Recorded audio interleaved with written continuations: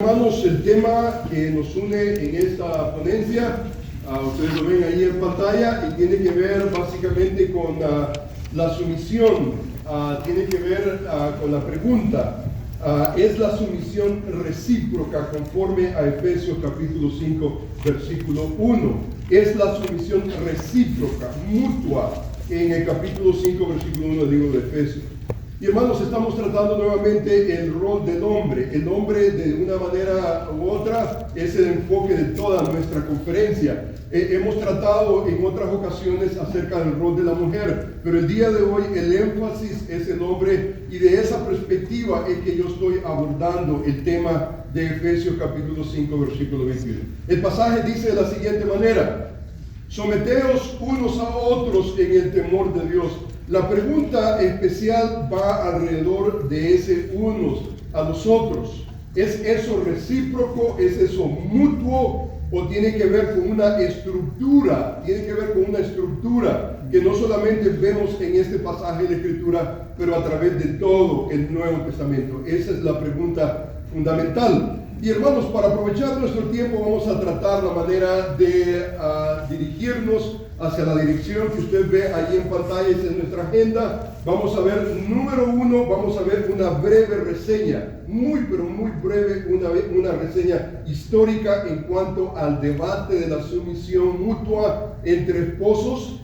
Número dos, vamos a observar la interpretación del versículo 21, capítulo 5 de Efesios, y luego después vamos a observar una evidencia del Nuevo Testamento sobre la sumisión. La manera en cómo el Nuevo Testamento concibe, ¿es algo mutuo, recíproco o es unilateral? Esa es la pregunta de esa sección. Y número 4, vamos a enumerar por lo menos dos implicaciones prácticas que tienen que ver con la iglesia del Señor. Ahora, hermanos, el material es demasiado. Yo estoy asumiendo que todo lo que vamos a hablar el día de hoy va a salir en un libro pronto, así que ustedes van a tener la versión de las notas. Así que estas 30 páginas que están acá van a salir de alguna manera en un formato diferente. Así que vamos a tratar la manera de aprovechar lo que podamos aprovechar. Comencemos con una reseña histórica. ¿Qué es lo que está pasando en este pasaje de la Escritura? Someteos unos a otros en el temor de Dios. ¿Qué es lo que está ocurriendo? Hermanos, lo que está ocurriendo es básicamente lo siguiente. Por ejemplo, John Stott describe el clima cultural que respiramos hoy en día en cuanto a la sujeción, en cuanto al concepto de autoridad-sumisión. Él dice lo siguiente. Él escribe y dice: el concepto de sujeción a la autoridad está fuera de moda en nuestros días. Ahora, yo creo que nunca ha estado de moda. Esto, digamos, no es un asunto, no es un tema en el cual nosotros podamos decir como cultura, como el mundo, aún en el cristianismo, que wow, yo quiero sumisión, absolutamente. Pero él está diciendo, él está básicamente ayudándonos a entender ese clima, y él dice, es totalmente opuesto a las actitudes contemporáneas, permisivas y libres. Casi nada hace surgir tanta protesta, enojos, como el hablar de la sumisión. Nuestra sociedad es una época de liberación para la mujer, para los hijos, para los trabajadores, y cualquier cosa que tenga sabor de opresión provoca profundo resentimiento y fuerte resistencia. Y hermanos, ese es el clima que estamos respirando hoy en día. Cuando hablamos nosotros de la sumisión, cuando hablamos de autoridad y sumisión, es un tema que simplemente no queremos tratar. Y el problema, hermanos, es que hay padres, hay esposos, hay líderes que de alguna manera se han convencido que ya ese asunto de autoridad y sumisión ya ha pasado de moda. No deberíamos nosotros ya de tener esa jerarquía, esa estructura. Ya eso es del antaño, eso no es algo para el hombre moderno. La realidad, hermanos, es que estamos tratando con las Escrituras. Y las Escrituras no es un asunto cultural, no es un asunto del ayer, es un asunto del hoy, es un asunto del ahora, es un asunto que tiene que ver con la manera en cómo nosotros vamos a vivir el cristianismo. Hoy en día, por ejemplo, el concepto es que no le puedes decir nada al niño porque no vaya a ser. Y entonces el padre está básicamente viendo al niño como, wow, hay tantos grupos políticos, sociales hoy en día en pro, en defensa del niño, que ya básicamente el padre está enmudecido. En el trabajo, por ejemplo, hay tanta situación que tiene que ver con los derechos del trabajador. Y hermanos, no estamos en contra bajo ningún punto de vista. Es más, el concepto de autoridad, sumisión, no tiene que ver con tiranía, en lo absoluto. Y yo quiero probar el día de hoy a través de la Escritura, que ese no es el modelo bíblico que encontramos en las Escrituras. Pero hermano, este es el clima que nosotros respiramos. El clima que respiramos es cualquier estructura, cualquier anarquía, cualquier concepto en el cual nosotros podamos ver tal vez al esposo, en este caso, como autoridad de la mujer, es algo que simplemente la cultura no está en pro. Y si usted está escuchando el diálogo, la narrativa del mundo hoy en día, cualquier mujer se va a quedar presa. Y cualquier hombre lo que va a terminar haciendo es creando una tiranía, que no es lo que la Escritura nos enseña. Entonces esto nosotros lo vemos constantemente. Ahora, hermano, es interesante que la historia de la interpretación de este versículo, que es el que nos interesa, ya ha sido trazada de alguna manera. Por ejemplo, Daniel Doriani, él escribió un artículo muy interesante y estoy incluyendo esta cita bibliográfica porque creo yo que este libro definitivamente es importante. Él escribió básicamente la historia, la novedad histórica de las interpretaciones igualitarias de Efesios 5, 21 y 22. Y usted lo encuentra en este libro que yo definitivamente lo recomiendo. El editor básicamente es Wayne Grudem, alguien que nosotros debemos de atender especialmente en este tema. Entonces, en esta reseña histórica, por ejemplo, Doriani establece que durante más de 18 siglos la iglesia ha entendido este texto que vamos a tratar como un concepto básico del matrimonio que enseña la estructura del liderazgo amoroso de un esposo, de un padre y la sumisión voluntaria de una esposa e hijos. Esto, hermanos, por 18 siglos. Algo ocurrió en el siglo XIX, en el siglo pasado, algo ocurrió.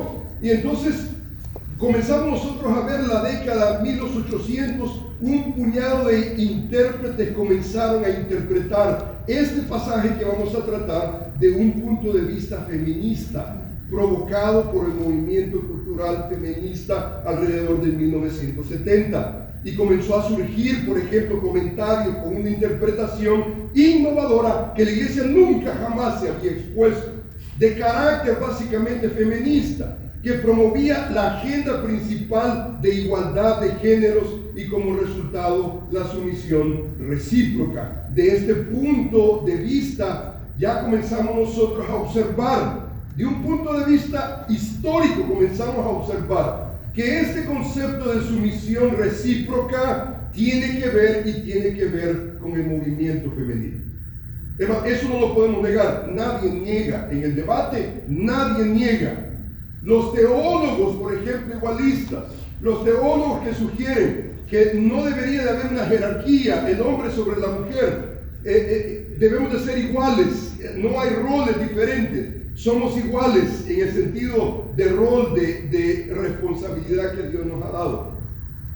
La pregunta es, ¿de dónde se nutren? No se nutren de las Escrituras, se nutren del movimiento femenil que básicamente está impulsando una agenda. Por ejemplo, últimamente el movimiento liberal femenil se ha enfocado en asuntos hermenéuticos y está tratando la manera de crear, proveer una hermenéutica bíblica en cuanto a sus posturas.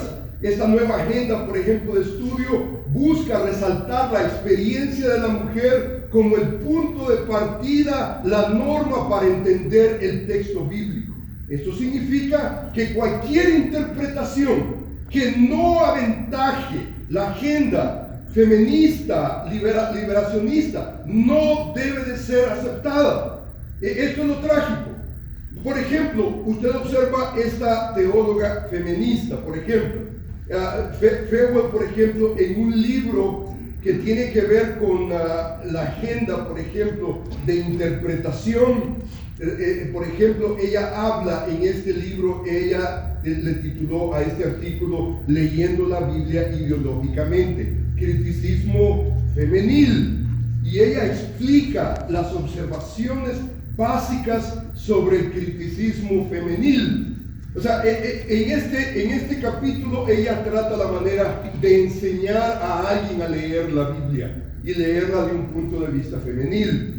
Entonces, Feuer describe, por ejemplo, la manera en cómo círculos del movimiento femenil conciben la Biblia. Y mire lo que escribe ella. Ella dice, la Biblia en gran parte es un texto foráneo, escrito ni por mujeres, ni teniendo a mujeres en mente. Algunos feministas se preguntan, después de todo, ¿por qué nosotras deberíamos de leer la Biblia? O sea, esa es la mentalidad. La mentalidad básicamente es, la Biblia no fue escrita por mujeres, ni tenía la intención de liberar a la mujer. O sea, en otras palabras, hay un problema con el libro de Dios. Y entonces, una de las premisas básicas de ese movimiento, de ese lente hermenéutico, es que la Biblia tiene un problema.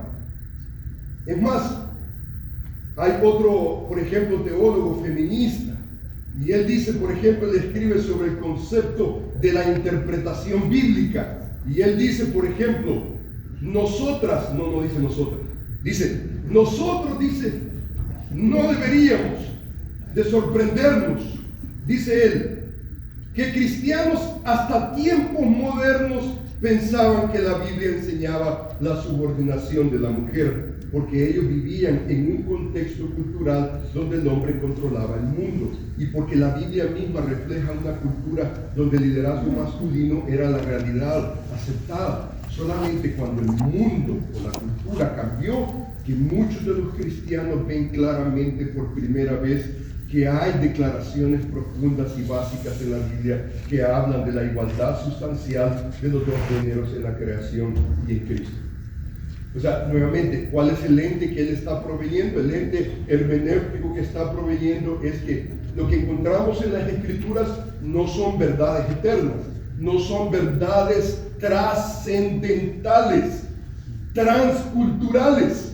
Lo que encontramos en las Escrituras es básicamente un cambio, es una cultura, y no es una cultura femenil, sino es una cultura que de alguna manera degrada a la mujer. Y hermanos, esto está definitivamente documentado. La Escritura hace lo opuesto, le da el lugar a la mujer, especialmente cuando usted entiende cómo en el primer siglo especialmente se concebía a la mujer.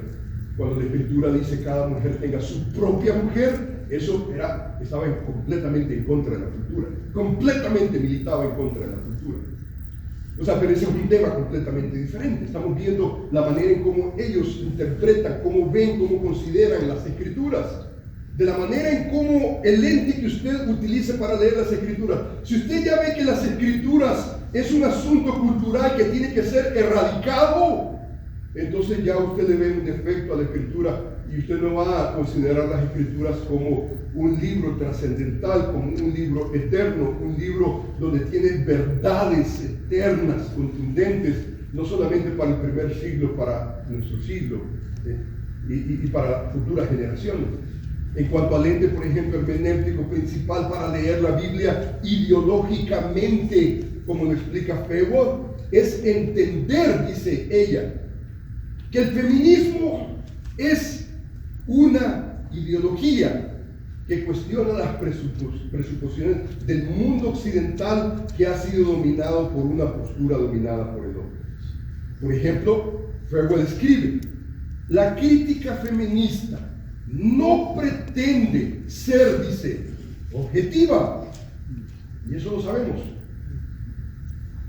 Desafía, dice, la noción de los universales. Está más interesada en relevancia que en lo que es llamado verdad absoluta, estableciendo que la diferencia de los géneros, dice ella, es más que simplemente una diferencia de sexos. Género es un asunto de poder.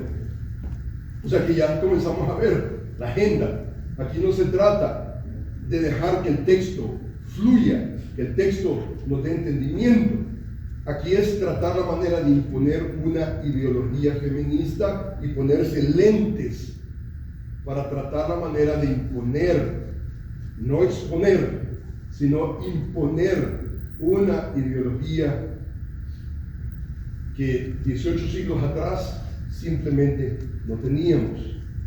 Por ejemplo, Combe evalúa la teología feminista diciendo que esta perspectiva considera que la Biblia promueve una estructura patriarcal de opresión y la rechaza no como autoritativa. Por ejemplo, la teología feminista considera el modelo tradicional como un chauvinismo patriarcal que debe de ser abolido. En esta perspectiva teológica, el mensaje central de las Escrituras es la liberación humana, enfatizando así la liberación femenil a medida que se identifica el prejuicio masculino inservible en las Escrituras. O sea que en la Biblia hay un prejuicio inservible. O sea, de esa manera es como conciben la Biblia. Y buscar, dice, una hermenéutica de liberación servible en la tradición profética. Por lo tanto, el énfasis hermenéutico de sus exegetas es leer entre líneas y los así llamados textos chauvinistas para aclarar el papel positivo de la mujer en las fuentes bíblicas. Especialmente los teólogos feministas le llaman a este proceso interpretativo la hermenéutica de sospecha feminista, que reconoce que la Biblia ha sido escrita, traducida, canonizada e interpretada por los hombres. Estas persuasiones teológicas feministas radicales del rechazo del hombre sugiere que la Biblia ofrece otra cosa que verdades universales. Ellos están en contra de las verdades universales. Febo dice, es una noción difícil de aceptar para muchos judíos y creyentes cristianos. Y lógicamente, ¿cómo no va a ser difícil? Porque ¿qué es lo que encontramos en la Escritura? No son opciones culturales. Lo que encontramos en las Escrituras son verdades universales, no solamente para la generación del primer siglo, pero para nuestra generación y generaciones posteriores. Cuando vemos, hermanos, este movimiento básicamente, se le llama básicamente el movimiento del liberalismo teológico. Y entonces esto ha desatado, por ejemplo, la teología de la liberación, la teología negra y la teología femenil. En cada una de estas perspectivas, por ejemplo, ¿quién es el enemigo? Se tiene que identificar un enemigo.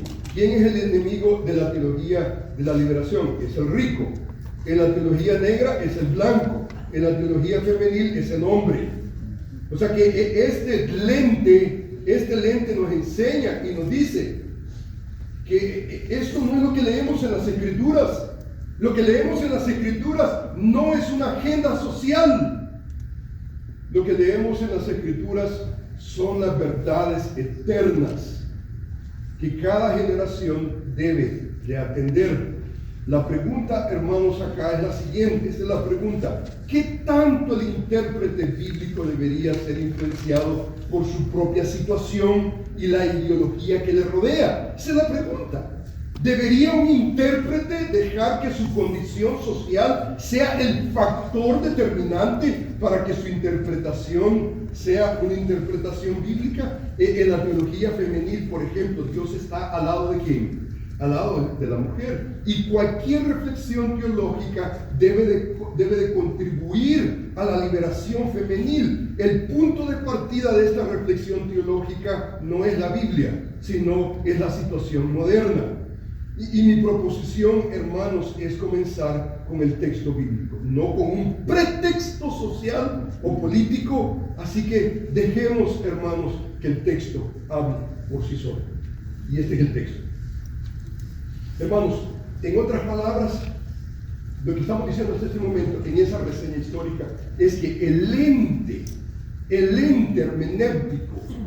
Los feministas igualistas se ponen lentes en su situación y a través de ese lente situacional entonces trata la manera de interpretar las escrituras.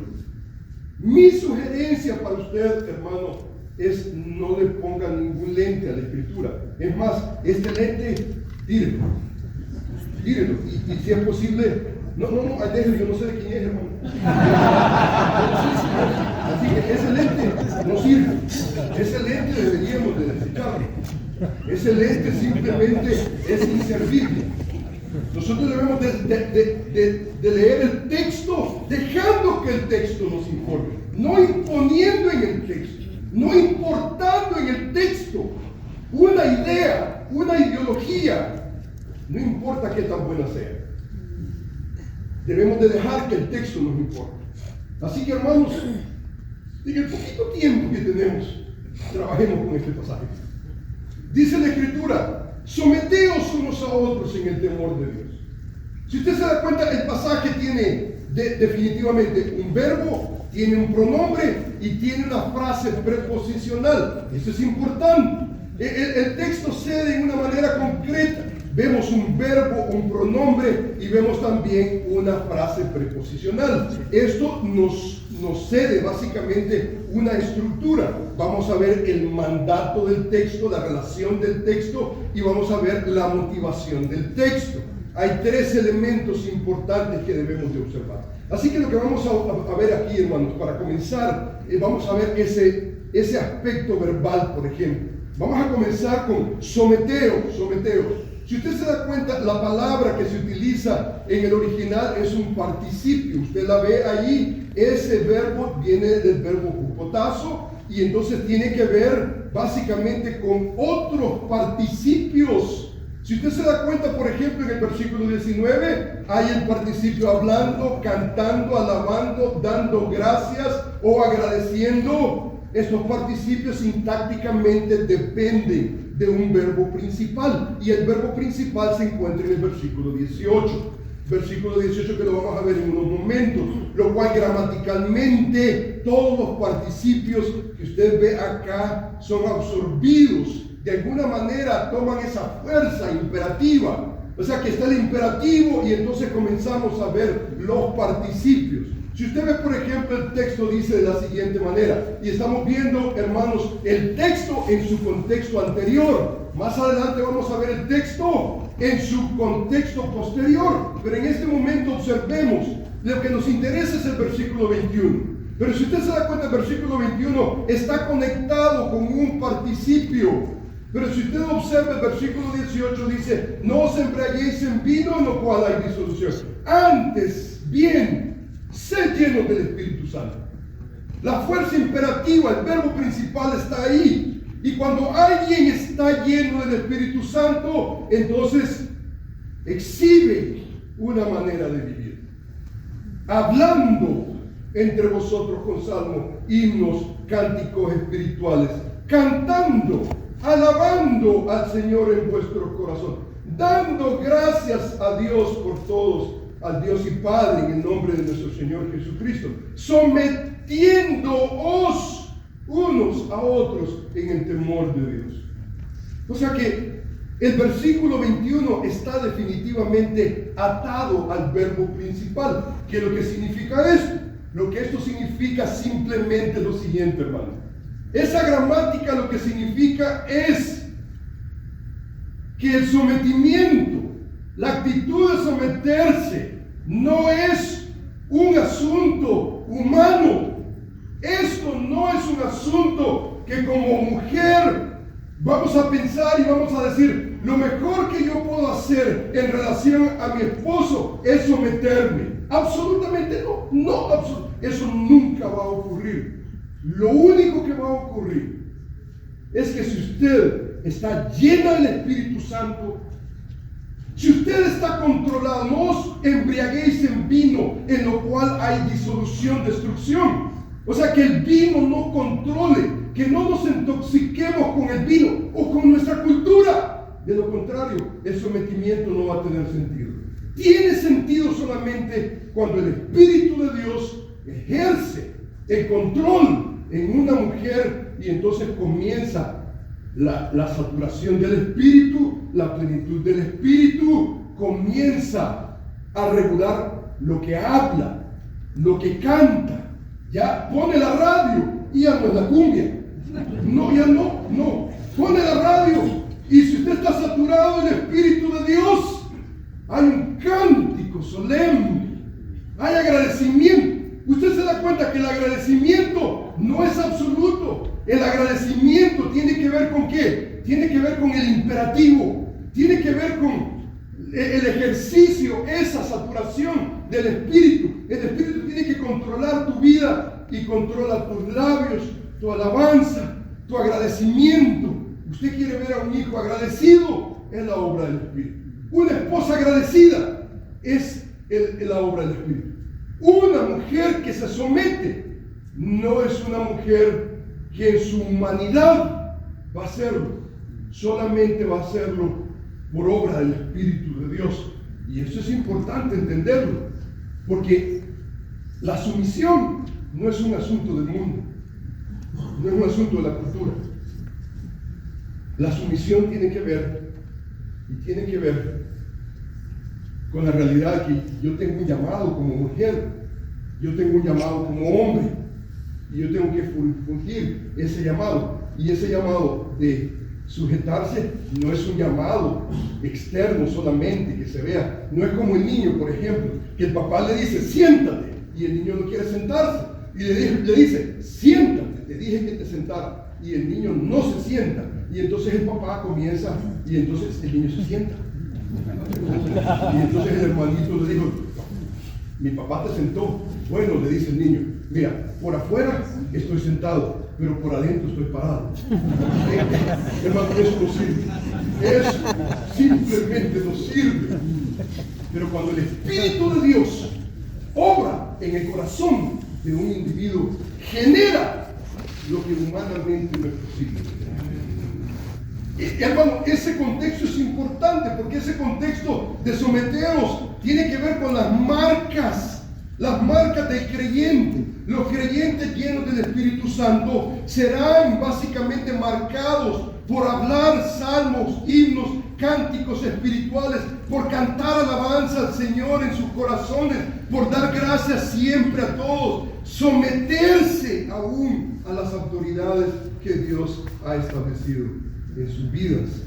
O sea que cuando hablamos, hermanos, de la conjunción del verbo ser lleno del Espíritu Santo, es increíble, tremendo. Vemos el sometimiento, por ejemplo. Ese verbo jupotazo nuevamente significa literalmente alinearse.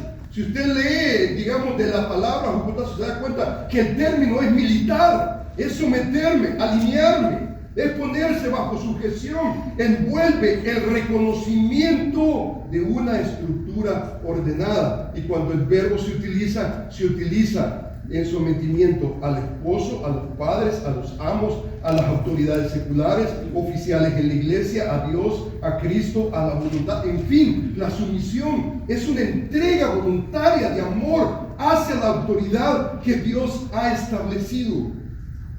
Y eso, hermanos, no es posible sino solamente por la obra de Cristo, la obra del Espíritu de Dios en la vida de una persona.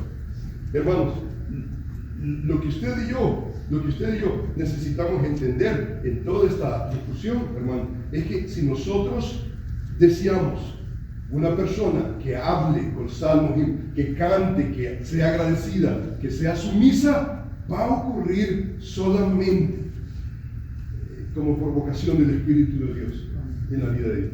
Por eso, usted me pregunta a mí me interesa grandemente que en lo que estamos tratando en este momento, mi esposa no se relacione solamente conmigo, sino que mi esposa se relacione con el Señor de los señores, el Espíritu de Dios que la salvó. Solamente así tiene sentido nuestra relación. Solamente así tiene sentido que mi esposa pueda someterse a mí, hombre corriente, común y corriente, como cualquier otro. Solamente así tiene sentido. Si mi esposa no se somete al dominio, al control del Espíritu de Dios, aquí, hermanos, no va a ocurrir absolutamente nada. No pasa absolutamente completamente cero. Y entonces debemos de entenderlo. Dice la Escritura, someteos. ¿Y qué significa eso? Es un participio. Está conectado con el versículo 18, que solamente el Espíritu de Dios básicamente puede ejercer esa realidad para nosotros poder someternos. Pero usted se da cuenta, dice, someteos los unos a los otros. Ese es un pronombre muy interesante. Alelón es la palabra que se utiliza, y en la mayoría de los casos enfatiza mutualidad, reciprocidad entre entidades, lo cual expresa básicamente un intercambio mutuo, un pronombre recíproco. Eso no hay duda. Nosotros encontramos ese vocablo y no hay duda que esa es la idea. Sin embargo, como explica Gruner, por ejemplo, este pronombre alelón no es usado en el Nuevo Testamento solamente en una manera bilateral, sino en una manera unilateral. Muy importante este elemento. Si observamos, por ejemplo, pasajes en la Escritura que utilizan esa idea y no la utilizan en una manera recíproca o mutualidad, bajo ningún punto de vista, por ejemplo, Apocalipsis capítulo 4, se usa el pronombre alelón y se usa en una manera unilateral. Por ejemplo, dice, y salió otro caballo, bermejo, dice, al que lo montaba le fue dado poder de quitar de la tierra la paz y que matasen unos a otros. ¿Qué significa matasen unos con otros? Esta es la palabra, alelón. Esta es la palabra que nos interesa. Esa palabra se está utilizando en Apocalipsis 6:4 como una idea recíproca. Absolutamente no. Si usted se da cuenta, esto significa que toda persona primero es muerta y después se levanta para matar al que lo mató. Esa es la idea recíproca, total. Alguien me mató y entonces yo revivo para... No tiene ningún sentido. O sea, esto simplemente significa, lo que esto significa simplemente es que unos matan a otros. Aquí la palabra alelón no significa todos a todos bilateralmente, sino que significa unos a otros unilateralmente.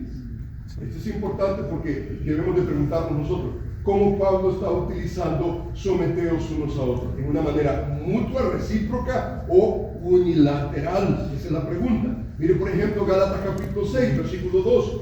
Posee nuevamente esta idea similar. Sobrellevad los unos las cargas de los otros. Sobrellevad los unos las cargas de los otros y cumplir así la ley de Cristo. Entonces, la idea de Pablo aquí no es intercambiar las cargas. Esa no es la idea con los demás, sino los que están más aptos deberían de sobrellevar las cargas de otros que son menos aptos para llevar sus propias cargas. Esto sugiere que algunos están más aptos que otros y por lo tanto la idea no es mutua, no es recíproca, sino la idea tiene que ver con que unos están más habilitados que otros para llevar las cargas de los otros. Mire, por ejemplo, este ejemplo, 1 Corintios capítulo 11, versículo 33. Pablo dice, así que, hermanos míos, cuando os reunís a comer, esperaos unos a otros. ¿Qué significa esperaos unos a otros?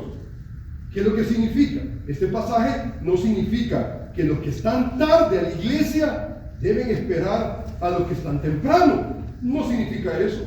Sino que los que están temprano deben esperar a los que están tarde. Simplemente. O sea, en otras palabras, no es una idea recíproca, no es mutuo, sino que unos llegaron temprano y a estos que llegaron temprano, ¿qué es lo que deben de hacer? Esperar a los que están tarde.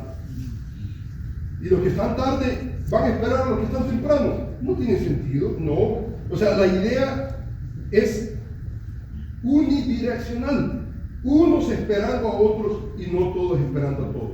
Es un sentido no mutuo.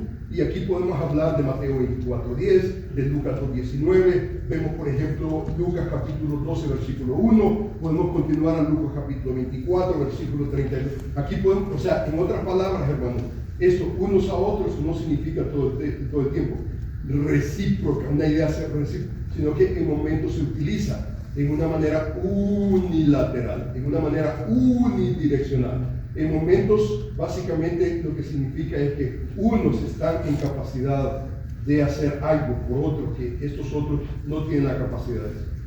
En el libro de Efesios, capítulo 5, versículo 21, cómo Pablo está utilizando esa palabra, ese pronombre, alelo, ¿cómo lo está utilizando? Lo está usando no en una manera recíproca, sino que lo está usando como en otros pasajes de la Escritura. Entonces observamos nosotros, por ejemplo, que Gruden concluye una sección muy amplia y él dice, por lo tanto, someteos los unos a los otros, que en Efesios 5:21 puede tomar el sentido de unos se sujetan a otros, si el contexto se ajusta o requiere ese significado.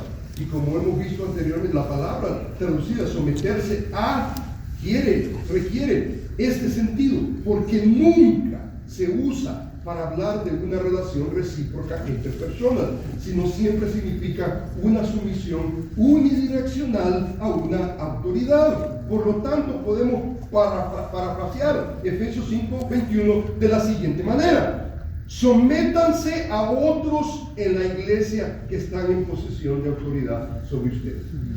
Puede ser el esposo, puede ser el padre, pueden ser los amos. Por lo tanto, en Efesios 5:21 no se enseña ninguna idea de sumisión mutua. La idea en sí misma es contradictoria si hupotazo significa aquí lo que realmente significa, estar sujeto a una autoridad. En otras palabras, hermanos, recíproco significa esto. Esto es lo que significa la idea recíproca. El esposo se somete a la esposa se somete al esposo. Eso no es lo que enseña el texto. Lo que el texto enseña es que el esposo es autoridad. Que es lo que la esposa es responsable a someterse al esposo. Los hijos a los padres, los siervos a los amos. Esto no puede ser recíproco. Esta idea, por ejemplo, que está en todo el texto, esto no significa que la esposa se somete al esposo y luego después el esposo a la esposa. Esto no significa, por ejemplo, a los hijos que les dicen, no utiliza la palabra hupotazo, utiliza un verbo diferente que tiene que ver con obediencia y le dice a los hijos, les dice, obedeced a vuestros padres. A los siervos les dice, obedeced. No les dice, someteos, obedeced. Si la idea es recíproca, ¿qué es lo que significa eso? Lo que eso significa es que el hijo se somete al padre y el padre se somete al hijo. O sea que el hijo obedece al padre y el padre tiene que obedecer al hijo. Hermanos, eso es ridículo. Eso es lo que la sociedad quiere. Lo que la sociedad busca hoy en día es anarquismo, desorden. Yo hago lo que me dé la gana. Es más, si usted observa, hermanos, es interesante, porque este es el versículo y aquí viene, hermanos, el aspecto de contexto posterior. Observe usted cómo en el pasaje: someteos unos a otros, dice, en el temor de Dios. Ya hemos visto ese verbo, someteos, está conectado con el versículo 18, un participio, y dice, las casadas estén sujetas a sus propios maridos. Ahora, hermano, usted se da cuenta que el versículo 22 no tiene verbo, en el original no tiene verbo, no tiene este verbo, estén sujetas. Y entonces, en la Reina Valera aparece, en la Biblia de América aparece, en la NIV aparece, en todas las Biblias modernas aparece el verbo. ¿Por qué el verbo está ahí? Porque el verbo está implícito. Si usted le quita, por ejemplo, imagínese usted que no está el verbo ahí. Tiene sentido, si usted se da cuenta. Someteos unos a otros en el temor de Dios. Las casadas a sus propios maridos. Tiene sentido, ¿no es cierto? Completamente sentido. Entonces, ¿qué es lo que hacen las traducciones? Lo que hacen las traducciones es que suplen el verbo que viene del versículo 21. Tiene completamente sentido. Pero si el verbo no está ahí, completamente tiene sentido. ¿Y sabe lo que está haciendo el apóstol Pablo? Lo que el apóstol Pablo está haciendo es someteos los unos a los otros, dice, en reverencia a Cristo, dice, o a Dios. Y luego después viene el versículo 22. Y observe usted conmigo el versículo 22. El versículo 22 es las casadas a sus propios maridos. O sea, las casadas y tales tal vez estén sujetas a sus propios maridos como al Señor. O sea, lo que Pablo está haciendo es que está describiendo lo que significa unos a otros. ¿Y qué es lo que significa unos a otros? Lo que significa unos a otros es que las casadas a sus propios maridos en el Señor. Las casadas son responsables. O sea que si nosotros tomamos solamente el versículo 21, podemos entender que la idea de unos a los otros no es recíproca. Pero luego después viene el versículo 22 y el versículo 22 ¿sabe lo que es? Está describiendo la idea del versículo 21. Y el versículo 22 dice, las mujeres, dice, las casadas estén, dice, sujetas a sus propios maridos. Y da una razón. Y la razón no es cultural. La razón es una estructura que Dios ha establecido. El marido es cafalé de la mujer, así como Cristo es cabeza de la iglesia, la cual es su cuerpo y Él es su Salvador. En otras palabras, lo que Pablo está haciendo, no solamente haciendo una declaración, sometedos unos a otros en el temor de Dios, en el temor de Cristo, en la reverencia de Cristo. Inmediatamente encontramos las casadas. Esto yo lo estoy describiendo, lo estoy ampliando. Y entonces comienza a describir que la mujer tiene una responsabilidad. Y usted se da cuenta que la responsabilidad de la mujer es precisamente lo que el texto dice: someterse a su marido. El hijo, someterse, obedecer a sus padres. Los siervos a sus amos. No es al revés. Usted lee, por ejemplo, el movimiento femenil en este pasaje de la Escritura. Los igualitaristas, por ejemplo, ellos hablan y ellos llegan a un punto de decir que Cristo debe de someterse a la iglesia. ¿En dónde usted encuentra en el texto que la iglesia debe ser el gran Señor y que el Señor de la iglesia debe de someterse a la iglesia? Pero hasta ese punto de horrendo, realmente usted encuentra explicaciones, pero terribles, horrendas, tremendas. Entonces, hermano, este concepto de unos a los otros es muy interesante, porque unos a los otros describe la responsabilidad unilateral que tiene básicamente la mujer en relación al marido. Brevemente, hermanos, no tenemos más tiempo. Dice la Escritura: en el temor de Dios. Pablo añade en este pasaje una razón, es una razón que es un motivo de la sumisión mutua en la congregación, es decir, el temor de Dios o por la reverencia a Cristo. O sea que este temor reverencial es el factor motivacional para la sumisión. O sea que en otras palabras, lo que Pablo nos enseña: mira, la mujer no se somete porque tiene un hombre brillante. Puede ser un hombre que es la mayoría de hombres que yo encuentro. Horrible. ¡Qué necios! Escuchen, hermano, por asunto de tiempo. No tenemos tiempo. Es más, vamos a entrar ya vamos a terminar. Pero hermano, yo encuentro hombres, por ejemplo, que leen este pasaje de la Escritura y leen este pasaje y dicen que la comparación que hace el apóstol Pablo es que el que está más cerquita de Cristo, ¿quién es? ¿El hombre o la mujer? ¿El hombre o la mujer? El hombre, ¿no es cierto? Y entonces yo he escuchado hermanos que tienen la idea que la comparación es el hombre y Cristo, el paralelismo es Cristo, la identificación es Cristo. Y entonces llega un momento, llega un punto, el pasaje, creo yo que está por acá. Vamos a ver si encuentro el pasaje de Efesios capítulo 5. Mire, por ejemplo, dice este pasaje: maridos, amad a vuestras mujeres, así como Cristo amó, dice, a la iglesia, se entregó a sí mismo para santificarla, purificándola en el lavamiento, a fin de presentársela una iglesia gloriosa, que no tuviese mancha ni arruga ni cosa semejante, sino que fuese santa y sin mancha. Usted se da cuenta: maridos, amad a vuestras mujeres, así como Cristo amó. Entonces el hombre, en base a ese pasaje de la Escritura, dice: bueno, en mi relación con mi esposa, ¿quién es? Es la iglesia. Y entonces, ¿quién soy yo? Yo soy Cristo.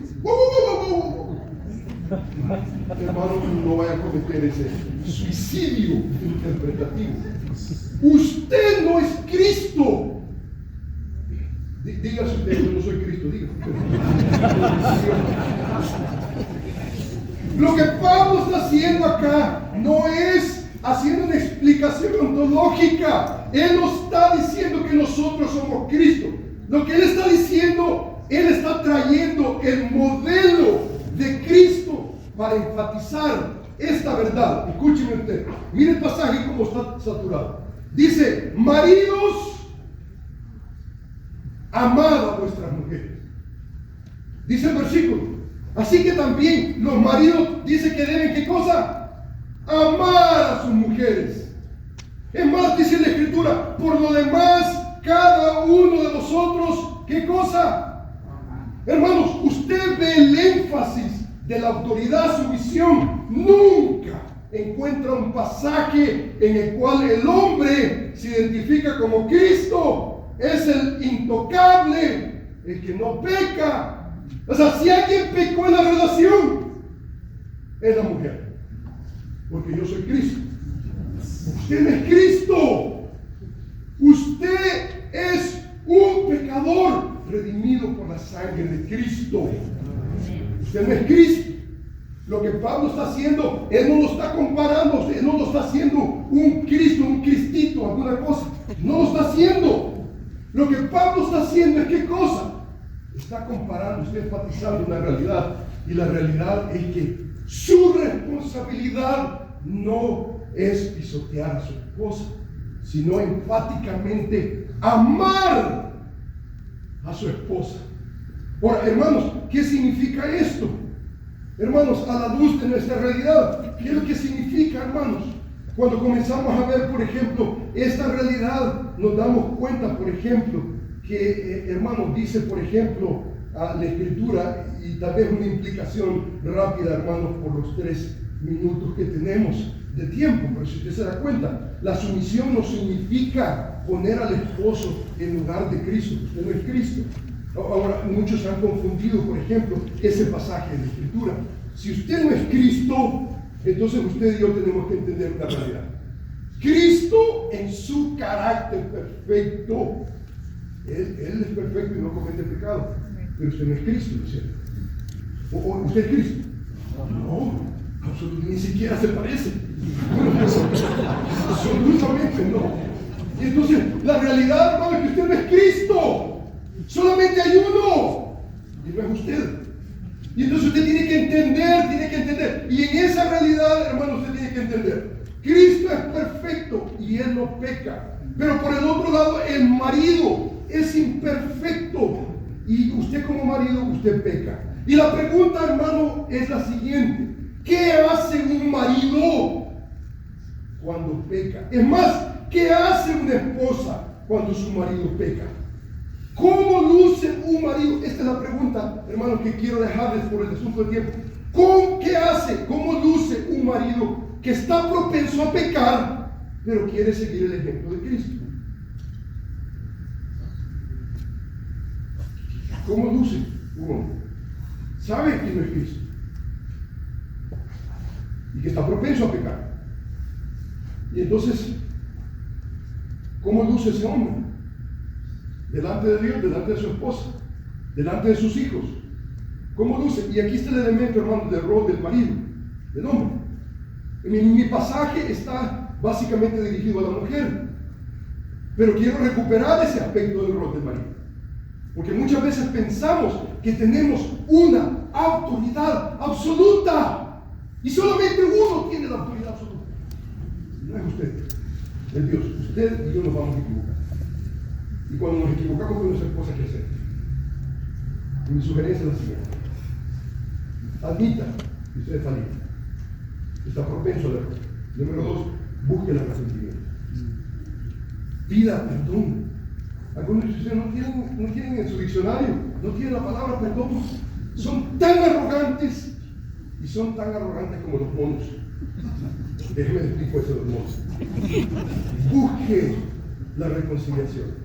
Pida ayuda a su esposa y también a otros hombres de Dios que le ayuden a ser un hombre de Dios. Humíllese delante de Dios, pídale que le dé sabiduría, que le dé gracia, especialmente ante la tremenda responsabilidad de ser un líder amoroso como usted debe ser. Hermano, yo encuentro hombres que son tercos, soberbios, sienten que son Cristo, sienten que viene el hombre y hay que ponerle una carpeta roja, y bien limpia, bien limpita, y que brille de alguna manera.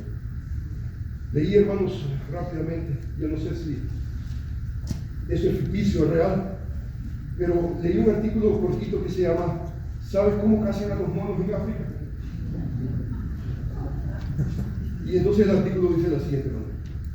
Tienen, dice, una manera ingeniosa, muy ingeniosa. Atan bien fuerte al árbol una bolsa de piel con arroz, la comida favorita del mono. En la bolsa hay un agujero de tamaño tal que por ahí pueda pasar justamente la mano del mono, pero una vez llenó el puño de arroz, no puede sacarla de nuevo. Pobre mono, va al árbol, mete la mano en la bolsa, la llena de la exquisita comida, pero no puede sacar el puño. En ese momento sale del escondrijo el cazador, el pobre mono grita, salta, debate, en vano, el cazador lo apresa, y sin embargo el tonto mono no hubiera tenido más que abrir la mano y soltar el botín, y estaba a salvo.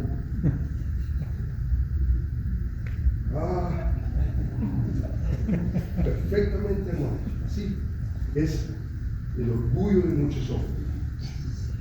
No piden perdón, todo lo que tienen que hacer es pedir perdón, pero está caliente. Suelta. Pídele al Señor que le dé gracia. Pídele al Señor que le dé la habilidad de poder pedir perdón a su esposa. Su esposa es digna. Su esposa es digna. Es más, hermano, cuando nosotros hablamos de la autoridad, sumisión, en ninguna parte de la Escritura, en ningún lugar, usted va a encontrar que hay una igualdad, absolutamente.